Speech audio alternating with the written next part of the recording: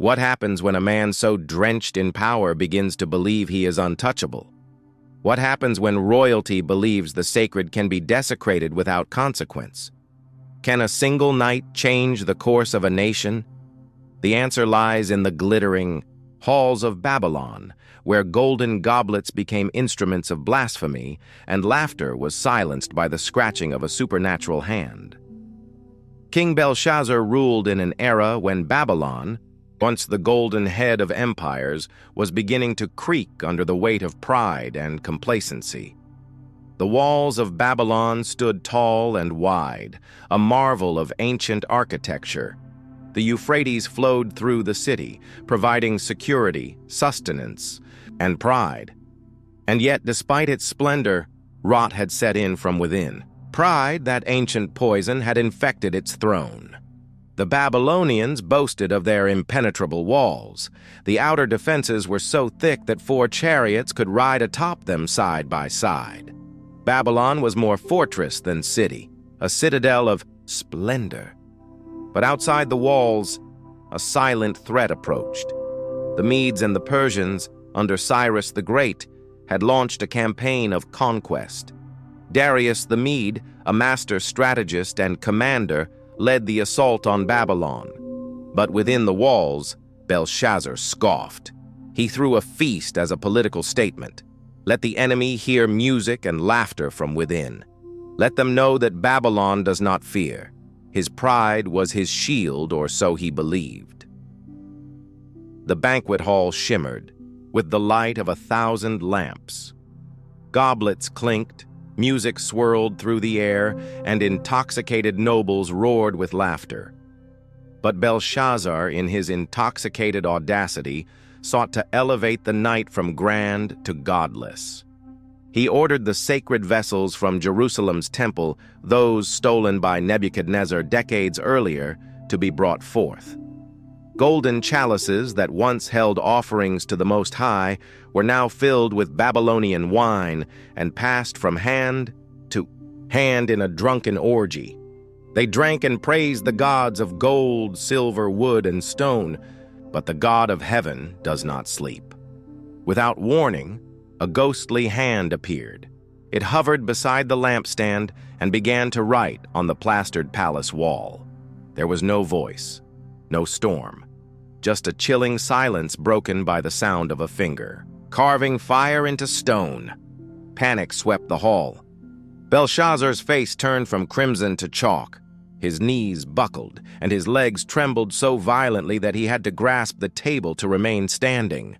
The nobles sobered instantly, frozen by fear. The letters glowed in the firelight. Mene, Mene, Tekel, Parsin. The words were clear, but their meaning was hidden. Belshazzar shouted for his astrologers, enchanters, and Chaldean sages. Promises tumbled from his lips. Whoever reads this writing and tells me what it means shall be clothed in royal purple, a gold chain around his neck, and be third in power in the kingdom. But none came forward. The wisest of Babylon were blind to heaven's message. As whispers and panic swirled through the crowd, the Queen Mother entered. She had not been part of the revelry. She remembered the days of Nebuchadnezzar. She remembered, "Daniel, O king, live forever," she began, her voice calm amid the storm. "There is a man in your kingdom in whom is the spirit of the holy gods.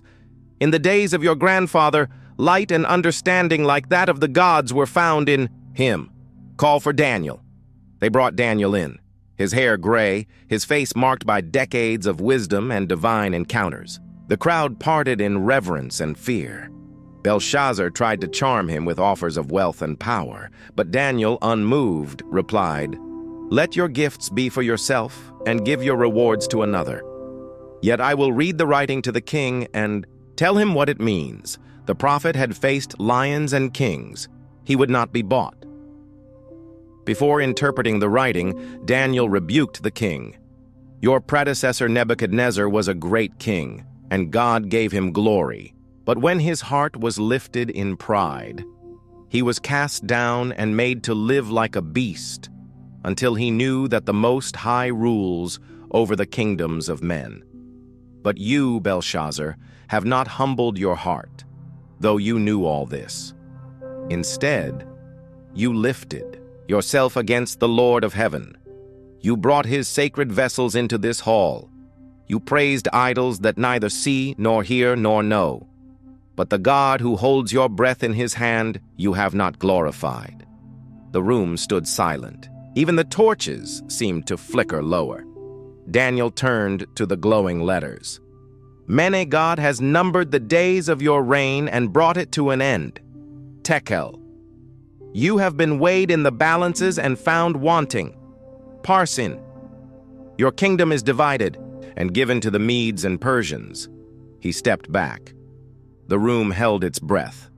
The final judgment was clear.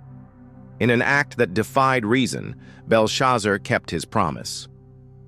Daniel was clothed in royal garments, a gold chain placed around his neck, and a proclamation rang out, "He is third in command!" But Daniel did not smile. The throne he now held was a sinking ship. That very night, the Persian army executed a daring plan. They had diverted the Euphrates upstream, causing the river that protected Babylon to run shallow. As the Babylonians feasted, Persian soldiers waded through the dry riverbed, passing beneath the walls. The gates along the river, which should have been locked, had been left open, some say, by divine intervention, others say by treachery.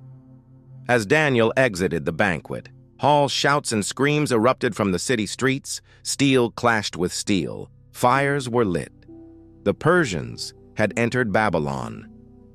In the chaos, Belshazzar was struck down. The prophecy was fulfilled to the hour. The golden city fell in a single night. Darius the Mede took control of the city. The ancient records vary on his identity. Some suggest he was a governor under Cyrus, others a thrown name for Cyrus himself. But scripture names him Darius, and under his rule, the prophecies continued. Daniel found favor once more, as he always did, not because of charm, but because of unshakable integrity. Belshazzar's fall was not a mystery. It was a replay. Nebuchadnezzar had walked the path of pride, been humbled, and restored. Belshazzar chose not to learn. His pride was not ignorance, it was rebellion. The vessels Belshazzar drank from were not merely symbols. They were set apart for holy use. To misuse them was to touch what belonged to God, to mock heaven. It was the moment God's patience ended. Daniel never grasped for power, yet power often found him. His reward was not gold or garments, but truth. He stood as God's voice in courts that spanned empires. History teaches those willing to learn. Belshazzar knew the stories. He had access to the records. He heard about Nebuchadnezzar's madness. But pride blinds the soul. In every age, the sacred is at risk of being treated as common. But what belongs to God remains holy.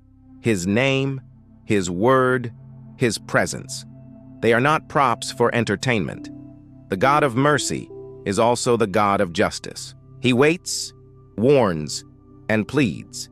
But when the line is crossed, His judgment is sure. There are few times in history when God Himself writes. The tablets at Sinai, the sand before the accusers of the adulterous woman, and this wall in Babylon. When God writes, eternity invades time. Each of us lives weighed in the balance. Every thought, motive, and action placed on the divine scale. Will we be found wanting or full of faith? Belshazzar had status, but no wisdom. Daniel had truth, but no throne. Yet when Babylon fell, it was Daniel who remained. Modern culture mocks the sacred and laughs at judgment. But God is not mocked. The writing may already be on the wall. Daniel lived through kings and kingdoms. He saw Babylon fall and Persia rise. His reward? Intimacy with God. Eternal significance. This story is not about wrath, but righteousness. God judges not in anger, but in truth. His justice exalts the humble and brings down the proud. If a hand appeared on your wall tonight, what would it write? Have we honored what is sacred? Have we humbled ourselves? Or will our lives echo the judgment, Mene, Mene, Tekel, Parsin? If God weighed your life today, what would the scales say? Are there sacred things in your life that you've treated as common? How do we recognize the warning signs before God's judgment arrives? What modern-day walls do we trust? Instead of trusting in God, if a glowing hand wrote on your wall tonight, what message might it deliver? We want to hear from you. Drop your thoughts in the comments.